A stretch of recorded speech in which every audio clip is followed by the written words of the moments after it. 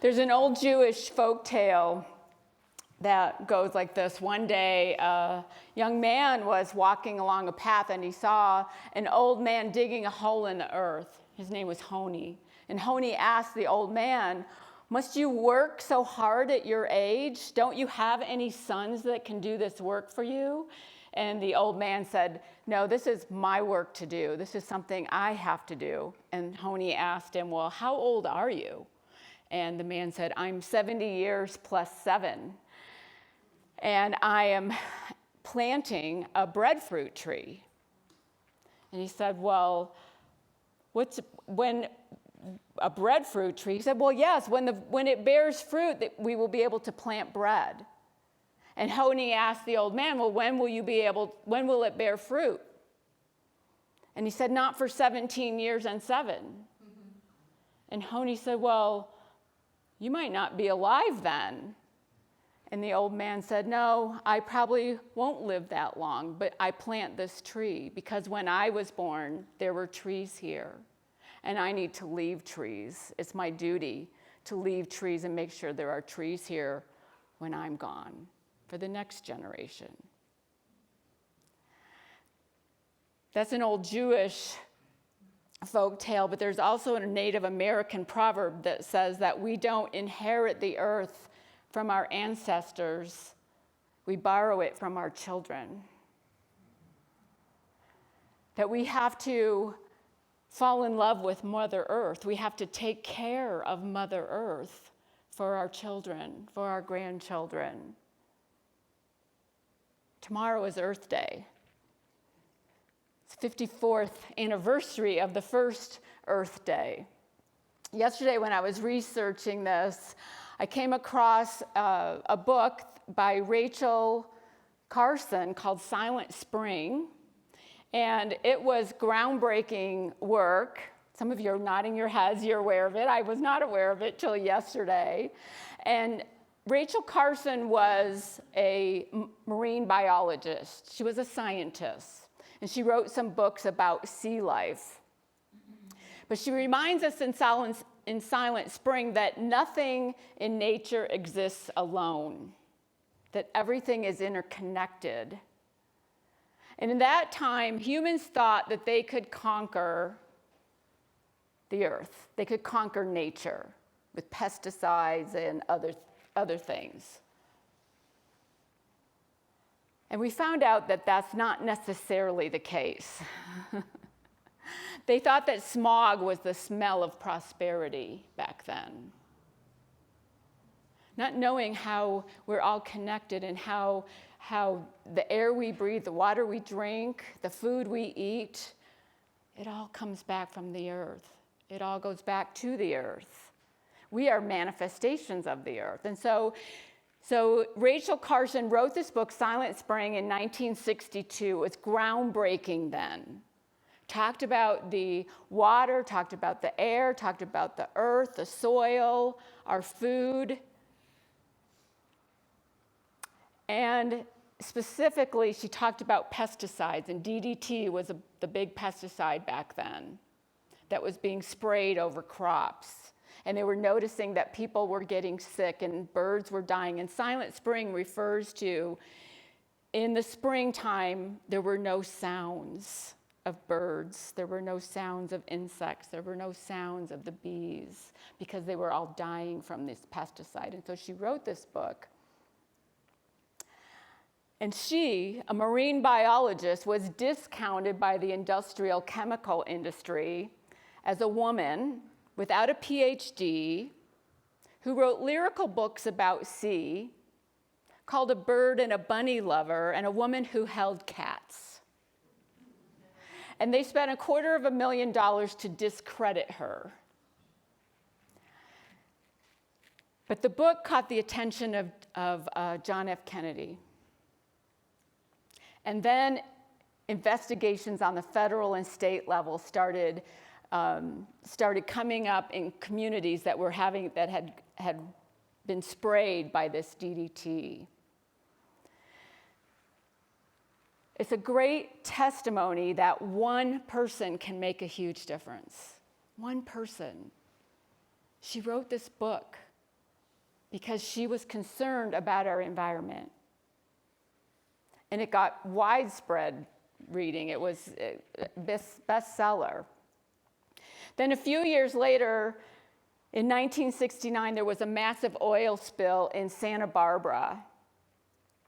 And a junior senator from Wisconsin, Senator Gaylord Nelson, who was a long time into the environment and wanting to help the environment, was really moved by how the anti-war movement at that time in 1969 could be used as a movement to clean up our environment. And so he hired a guy named Dennis Hayes, who was an activist, to organize college campuses. And they, in 1970, April 22nd became the first Earth Day. And since that time, there's been lots of laws passed and things happening. In 1970, by the end of it, the US EPA was Environmental Protection Agency was formed, and several laws were passed. And we have Earth Day. This is the logo this year for Earth Day, if you want to put that up, Lisa.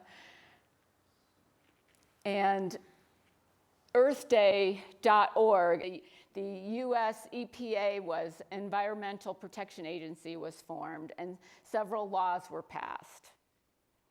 And we have Earth Day. This is the logo this year for Earth Day, if you want to put that up, Lisa. And earthday.org, the US EPA was Environmental Protection Agency was formed, and several laws were passed. And we have Earth Day.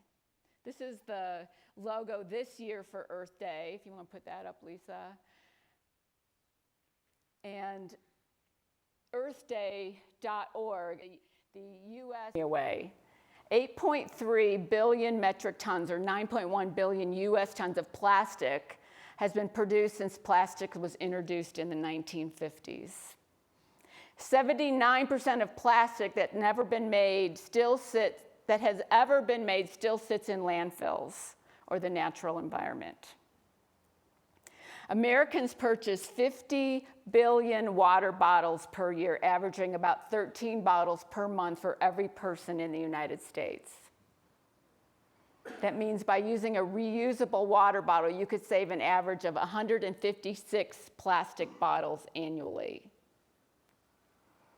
The world produces more than 26 million US tons of plastic foam each year. Americans alone throw away about 25 billion styrofoam coffee cups every year. In 2017, packaging production constituted the highest demand use for plastic, with 146 million metric tons used. And at least 14 million tons of plastic end up in our oceans every year. It's horrific. It's mind-boggling. The plastic that was supposed to be, that was invented and made to help make our lives more convenient, is actually harming us. It harms our world. It harms animal life. The birds ingest it. Fish eat it. It's in our oceans. We ingest it. We breathe it in. We eat it. It's amazing. So why would we talk about this in a spiritual center? Scott Aubrey says this: at its base, ecological awareness is spiritual. It is a return to the simple, profound respect for and responsibility to the earth that our ancestors knew and practiced. Ecological philosophy, like spiritual philosophy, teaches us that we are all one, all united. No matter how deeply we look into the fabric of material being, the biological level, the chemical level, subatomic level, we see that life forms are interdependent, co-conditioning and co-evolving. We are one. We are connected. Everything we do has a ripple effect and affects everyone else. We are one. Bill Holmes sent me an article yesterday about Thich Nhat Hanh's love letter to the earth. And he says in that, the earth is you. You are the earth. And when you realize that there's no separation between us and the earth, you'll fall completely in love with this beautiful planet. We need to fall in love with the earth, because when you fall in love with someone or something, you take care of it. You do what's best for it, not what's best for you. Earth is not just a planet we live on. We are a manifestation of it. We're a manifestation of it. We need to love it and care for it because it's part of us and we're part of it. Chief Seattle, who was a leader among the Native Americans in the Washington area, state area, said, humankind has not woven the web of life. We are but one thread within it. Whatever we do to the web, we do to ourselves. All things are bound together. All things connect. How we treat each other, how we treat ourselves, how we treat our planet matters. And if we love ourselves enough, we can love each other enough, we can love this planet enough. They all work together. It all works together. Life isn't linear, it's circular. And everything comes back to us. Everything we do. It's important to remember love. Love's presence is always with us, but we're not always aware of it. Last week, we were in training with Martha Creek, and at the end of the training, she asked Ruth to stand up and share what Ruth had talked to. Ruth Monsbach is our bookkeeper, and she had talked to Martha ahead of time and said she wanted to share something. And Ruth talked about how she lived in Philadelphia, I believe, during 9/11. And how after 9/11 in New York and the surrounding states, people were really kind. Like it was an anomaly. They loved each other. They took care of each other. They remembered who they were. They remembered they were connected. They greeted each other. They hugged each other. And Ruth felt so touched. I don't know where Ruth is. Ruth, where are you? She's way in the back. Ruth was so touched by that. She wanted all of us to remember that. Don't get back into our busy lives. It's so easy when some tragedy happens to step it up and remember that love. But we get back to our busy lives and we forget. We get back to our old patternings. We get back to our old ways. And so Ruth came up with, she wanted a ribbon shaped in a heart. And it was really challenging, I guess, to get a ribbon to stay in that heart shape. And so she tried a bunch of different things and then came up with this symbol. Remember love. It's a ribbon in the heart shape. And then she had these paperweights made, which is a globe inside the paperweight. Remember love with the ribbon on the outside. Remember love. She had a website. She had lots of other things that she created to help everyone, and it really spread. And she had a lot of requests, and so she gave each of us at the training last week this pin and this globe. Remember love. Remember love. Don't forget. We all need reminders. We need reminders of this. So Ruth brought in some pins and some globes, and she'll be out at the table. She's got more to tell about that story than I just shared, but what a great reminder to remember who we are, especially for Earth Day. Remember this planet. Remember ourselves. Remember each other. Remember our neighbors. Remember it all. It's important to remember love because it all works together. All works together. We can make a difference. Jane Goodall says, you cannot get through a single day without having an impact on the world around you. What you do makes a difference, and you have to decide what kind of difference you want to make. No matter what you do is going to make a difference. Is it going to be a difference that you're proud of? That you want to leave? Legacy? Ruth made one with these reminders. That was a big difference to many people and anyone that sees this. If there's something you can do, do it. To heal yourself, to heal a relationship. Don't waste a single day staying in a place of resentment, staying in a place of anger, feeling like a victim, because there's so much more to life than that. Remember love. Leave a legacy you're proud of. So wherever you feel some resentment or some angst, that's a good place to start. That's saying you're not in a place of love. You're not remembering love's presence in that situation, with that person, with the earth, whatever it is for you. Stay awake to that. Stay aware of that. We moved to Denver 2.5-ish years ago. And when we got there, I've mentioned before that we just love our neighbors. And a couple of the women and I were talking about how we love to read. And I said, we should start a book club. And so we started a book club. And we have a lot of fun with our book club. We meet every other month.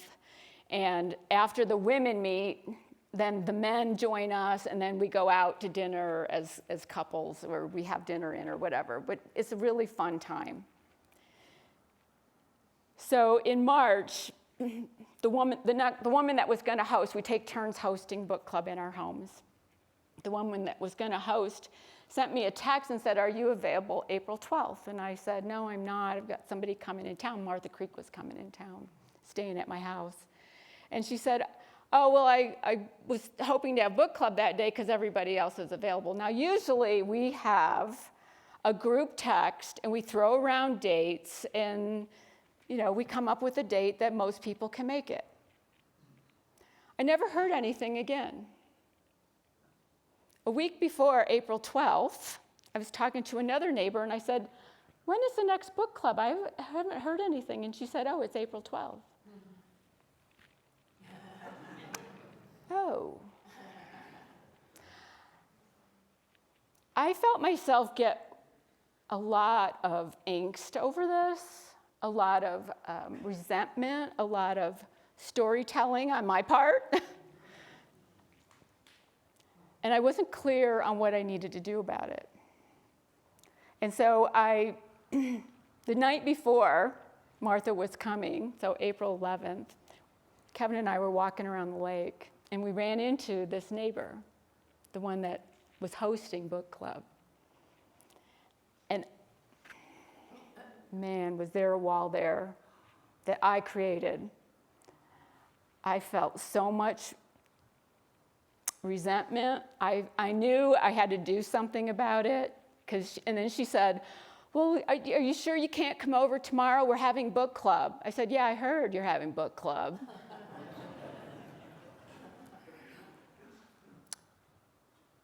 So we left there. I said, "Well, as it turns out, my house guest is going to come after dinner." And she said, "Well, come over." And I said, "I have a lot to do. I don't know if I'm ready." The things we do to ourselves. So we walk away, and Kevin said, "Well, that was pretty thick, like that tension, you could cut that." And so this was later in the evening, and so the next morning I reached out to her. And I said, You know, I was really, really hurt about the book club. And I want to apologize because I've been holding resentment towards you because of this. And she said, oh no, I'm taking full responsibility for this. Now, this doesn't always happen, but I'm taking full responsibility for this, and I am super sorry because I thought that you said to me, oh, if everybody else can make it, go ahead and do it. I said, oh, I wouldn't say that because I didn't want to be left out. And she said, I know. I went back to our text messages, and you never said that. And I dropped the ball, and I am so sorry that I hurt you. And we're both crying. I can't believe how many stories I told myself prior to that conversation. Last week when we had Martha here and she talked about the power of the period, we need to learn to separate fact from fiction. Fact. She never came back to me about book club. I didn't really know anything about it, period. No comma, and they don't want me in book club anymore. No comma, and she doesn't like me. No comma, well, the last time we had book club, I kept wanting to get back to the book, and she didn't, and maybe she, you know, the stories we tell ourselves with the comma, comma, comma, comma, not healthy. And so I share this because it was so healing to just be able to have that conversation with her, to say, ouch. One of my fears of talking to her was that the relationship maybe wasn't strong enough that it would be the end of our neighborhood, and we'd have to move, and we'd have to, you know. Another comma. But remember love. Remember love. This is a woman I've had lots of walks with. We've spent lots of one-on-one time together, and I love her. And it was a miscommunication. Remember love. Relationships, if they're strong enough, can handle you saying, ouch. And it's so freeing to do that. You know, I say this stuff, but when you have a real life example that, man, it's so freeing to do that. To remember love, to heal what is ours to heal, to do what is ours to do. In Judaism, they have a phrase called tikkun olam.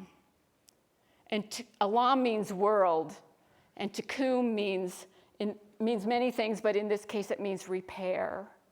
Repair the world. There's a beautiful graphic I found for this. Repair the world.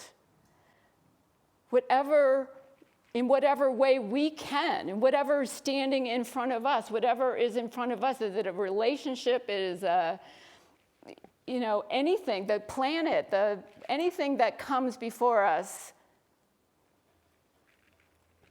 is ours to fix. Is ours to attempt to heal. Now, the outcome won't always be what we want it to be. We have to release that. But tikkun olam, repair the world, repair the planet. It's our part. Our part, we have something, whatever is in front of us. And I love last week how that song was, you cannot do all the good that the world needs, but the world needs all the good we can do. The world needs every little bit of good that we can do for it. We are responsible for whatever we are aware of, whatever is in our consciousness. That's our responsibility to clean up, to fix, to repair. Always begins with us. So, are you willing to put tikkun olam in action? Repair the world. Invite yourself, or I invite you, invite yourself. You can invite yourself to go to this website, and I'll invite you too. earthday.org. earthday.org. Just educate yourself on the planet and the plastics and the harm that they're doing and the harm that we all do with our when we're not in our right conscious mind about what's important in our environment. And find ways that you can do something. Every little bit helps. Every little bit helps to remember love. The love for yourself, the love for others, the love for Mother Earth. It's all connected. It's all one. It's all one. And that's Unity's principle, is to take action on that knowing. Take action on that knowing. So do something today or tomorrow for Earth Day that's different, that you wouldn't normally do. And make a difference. You can do this. Namaste.